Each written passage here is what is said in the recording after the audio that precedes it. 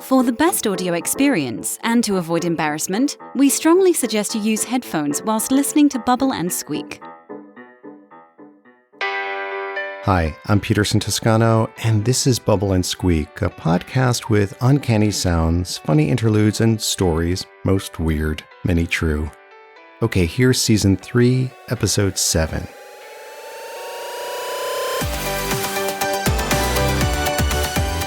Our show today comes in 3 parts. Part 1, a conversation with public Bible scholar and troublemaker, Dr. Jennifer G. Bird.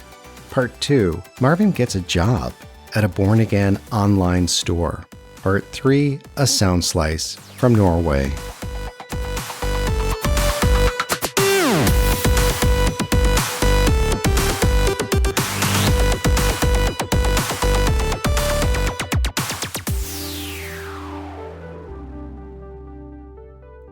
Do you have a friend that whenever you're with them, the interaction sparkles with creativity, intelligence, and whimsy? I am super lucky to know Dr. Jennifer Bird, a Bible scholar and an amazing conversationalist. I recently chatted with her about her work and a new podcast she co-hosts. It comes out of the Wild Olive Institute for the Study of Bible and Culture. Now, usually I edit myself out of these conversations, but when Jen and I get talking, we become this weird, wild organism throwing verbal sparks. Enjoy. I'm not trying to shame people for what they think and believe, what they've been taught, because I have believed a lot of these things. I'm trying to talk about it.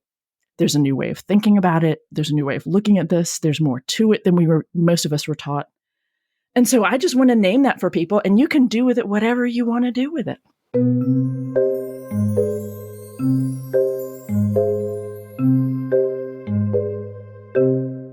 When you meet somebody for the first time and they ask you, so what do you do? These days, what's your go-to answer? Let's see.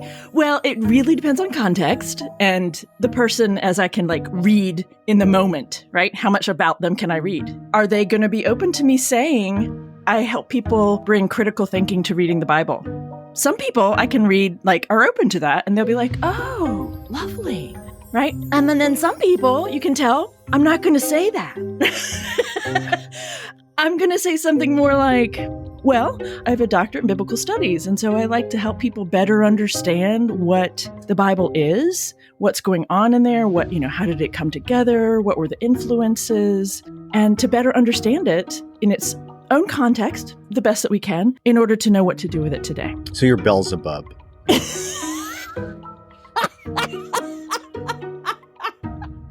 I spin lies that sound nice so that I can deceive them and get them into my grasp and No.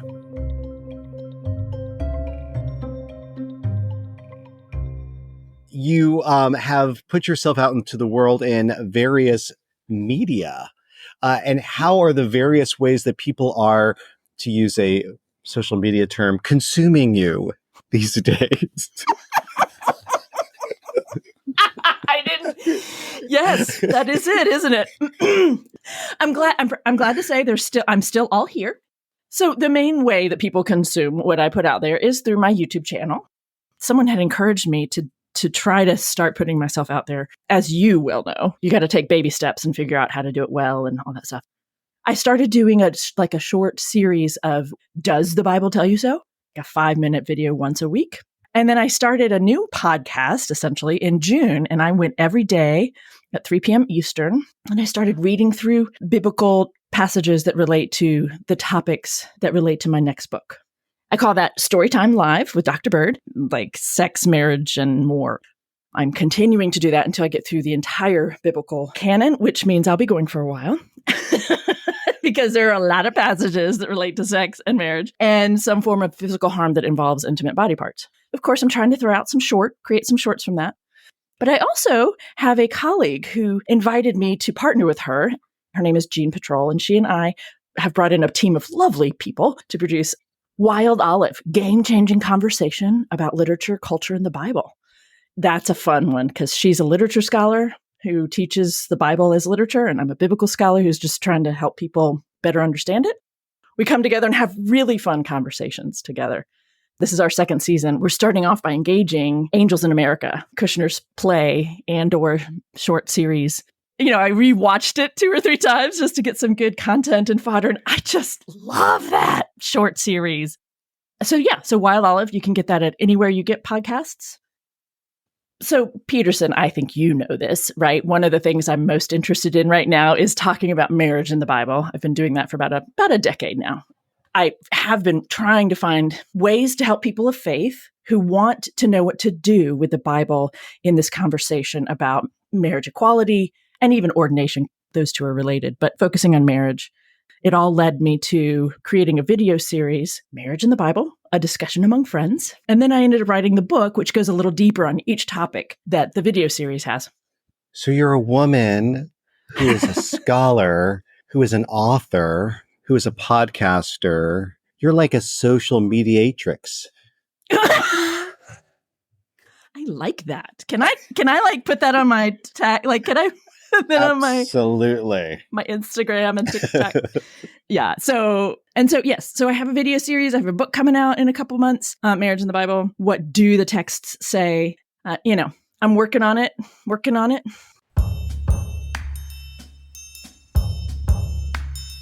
I have a feeling you have a lot of queer people who follow you. Yeah, I do. And not just in the store to say like, where'd she get those shoes? But follow you like online and your work and stuff. Yeah. Well, Peterson, what I think you're talking about is this issue of traditional interpretations over the centuries that have ended up in fairly conservative circles, or not just conservative, but kind of some of the mainline traditions. What is taught as normative in those traditions just isn't really well informed. So that when someone like me comes along and says, actually, this is what's actually going on, it is queer. It's queer to what the tradition has said. But I'm actually being much more true to the historical realities, the people who wrote these, the confusions or ideas and things that they're engaging and responding to. So I love that you said that. I will welcome that.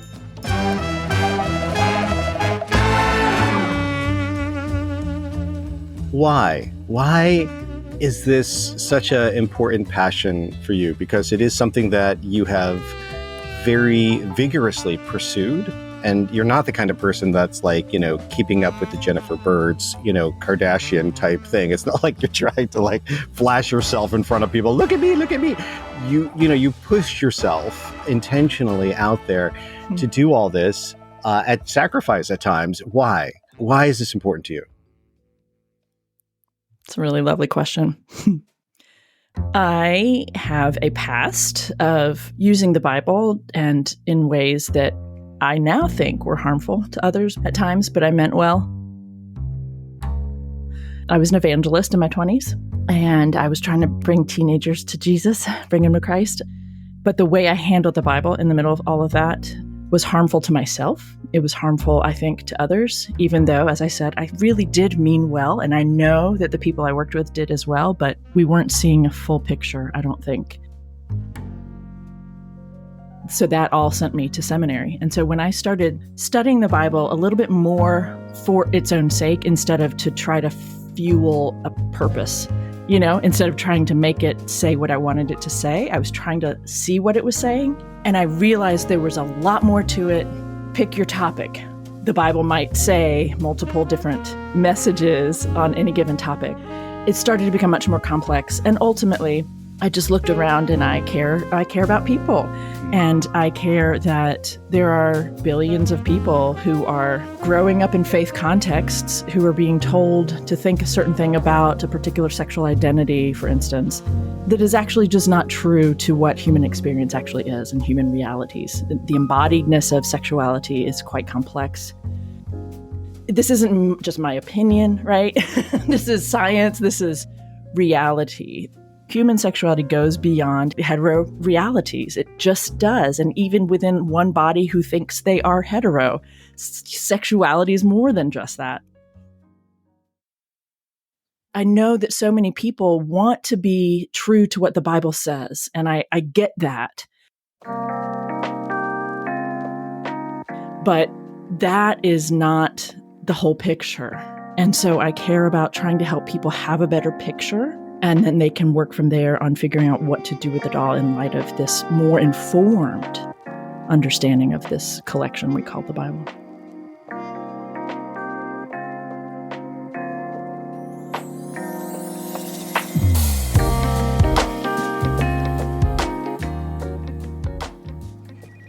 Shekinah Christian Books and Church Supplies. May the Lord bless you, keep you, and make his face to shine upon you and be gracious unto you.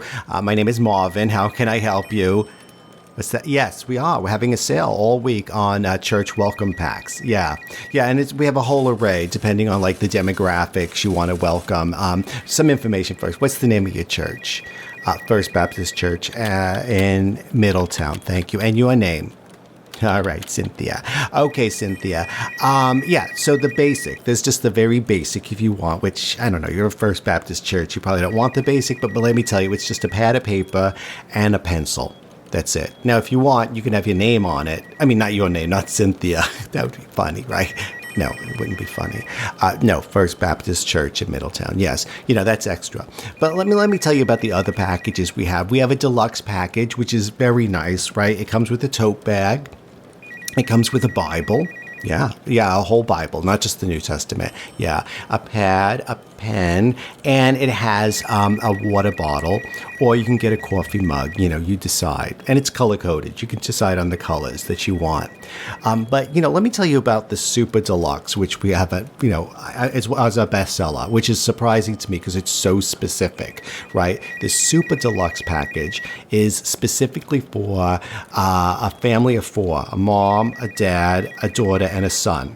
And they get everything. I mean, it's incredible, and it's all color-coded. So, like, everybody gets a tote bag, they get the Bible, they get the pad, the pen, they get the sippy mug, whatever, the coffee mug, or the water bottle, all of that. But it's all color-coded, right? So Dad gets red, Mom gets teal. I don't know why. It's the color this year. And the little girl gets pink, and the boy gets camo, which I didn't know was a color, but apparently it's a color. What's that? Wait, you want what? Wait, hold on a second. Janet, Cynthia has a question here. She wants to know if we have... Wait, hold on. Let me I don't understand. You want a welcome pack for people who are not welcome? Like, could you be more specific? Who are you not welcoming? Oh, the homosexuals. Yeah, I don't think we have. Let me just, okay, I'll check.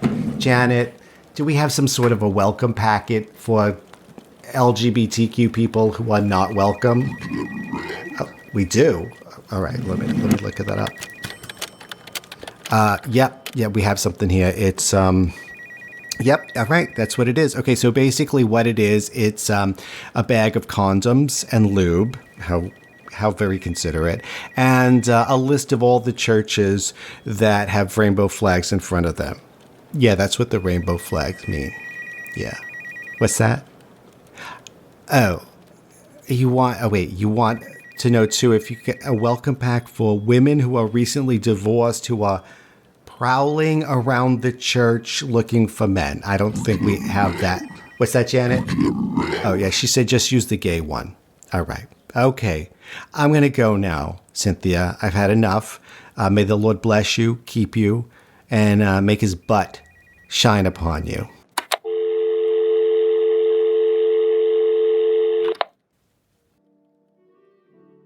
Let me set the scene for you. I'm in the small city of Tromsø in the very north of Norway.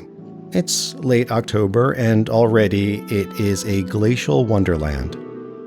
I was invited to present at a church festival set in one of the few remaining wooden cathedrals. Most of the others were destroyed during the Nazi attack and occupation in 1940. I entered the church to get a sense of the space, and there I encountered a jazz group practicing. They called themselves Strengjaz.